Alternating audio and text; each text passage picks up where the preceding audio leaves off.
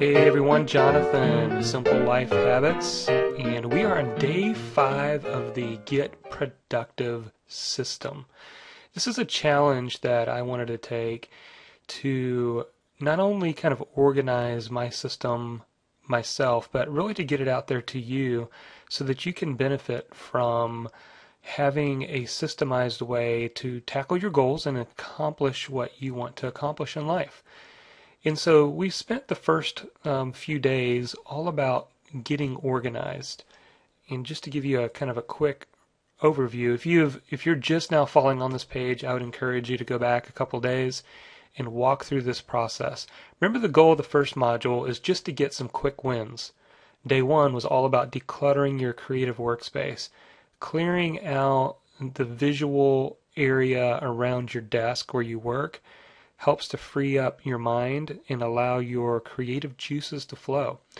Day 2 was all about deciding on your areas of focus. We used the illustration of taking a vial of ink, and you can either dump that vial of ink into a glass of water or take that same vial of ink and dump it into the ocean.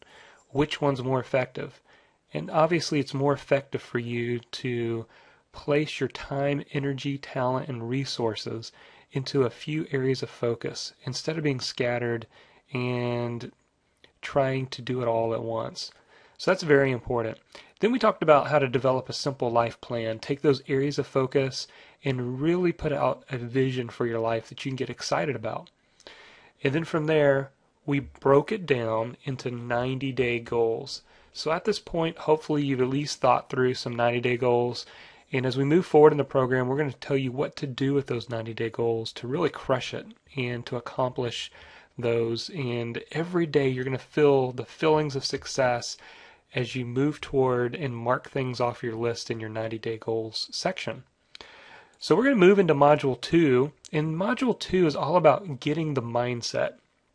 And this is important because once you get the mindset of some of these major principles of productivity, you'll never view the world the same way again. And I say that in a good way. I know there's few books in my life that have impacted me to where I've never thought the same way again. I had a new way of thinking that just has kind of stuck with me. And then once you've got the principles down, you can begin to find ways to apply those principles using your own personality and your own way of kind of seeing the world.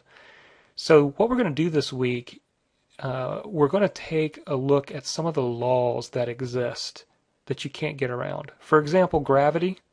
Gravity is something that it's a law that happens to all of us. So there's some laws and some principles that come from some of the greatest minds in productivity. We're going to cover that.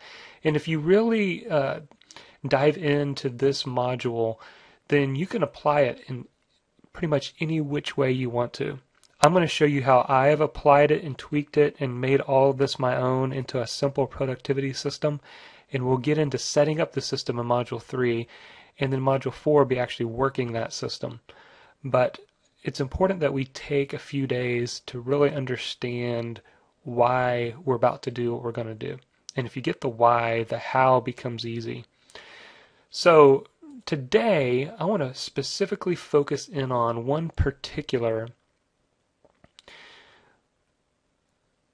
law that has really changed my mindset and my way of thinking, and it's a law that really makes sense to me. And it's called Parkinson's law. And basically, in a way, it's stated simply this: work expands to fill the time available for its completion. I mean, think back in your college days, or maybe right now you're in college, and the first couple days of a new semester, the teacher tells you about this big project that's going to be turned in at the end of the semester. So for months we agonize over this research paper, this big paper that we're going to turn in, and then what we find out is when we actually sit down to do the paper, we can do the paper in as little as maybe a day or two. Within 48 hours we went from starting it to finishing it because we were competing against a deadline, a timeline.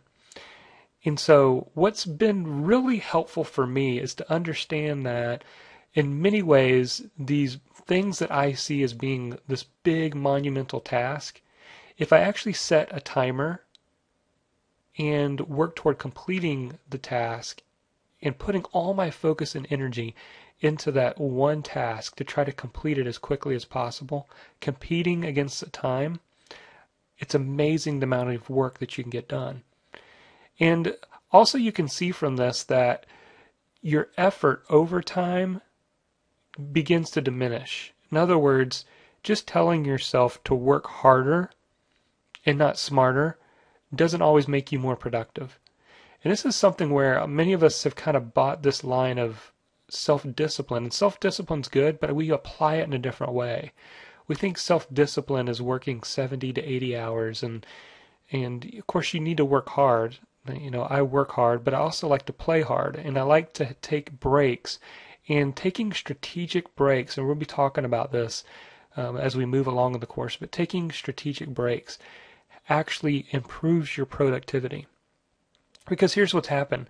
We have an immense amount of effort. We get in the flow, and we kind of hit this peak right up in here. Now, for some of us, this peak is 30 minutes. Maybe some it's an hour, 90 minutes. But I really think beyond a couple of hours, you can begin to really kind of hit this lull down here.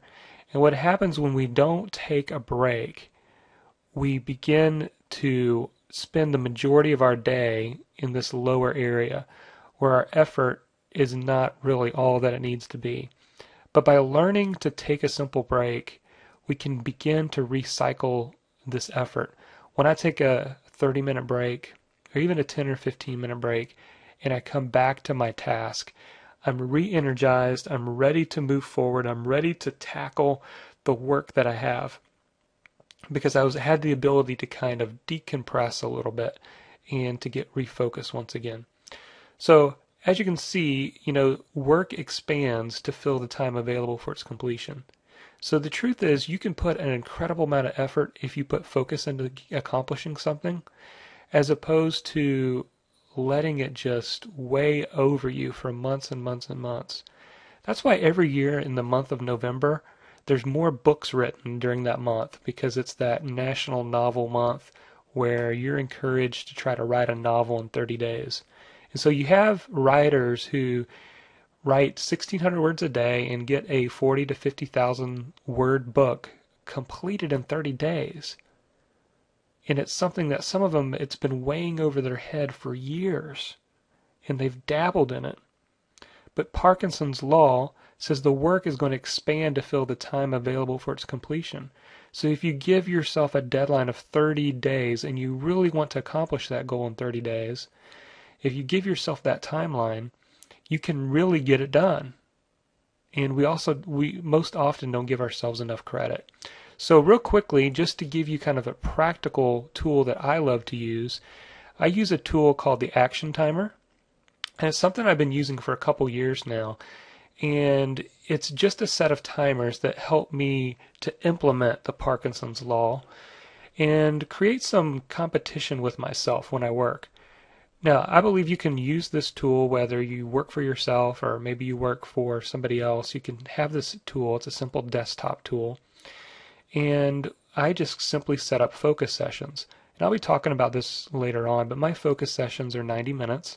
And as you can see when I snapped a picture of my desktop, this was in the middle of that focus session. That was about 53 minutes left. And so that timer is ticking. And even right now, this timer is going on, and I've actually got about 36 minutes left.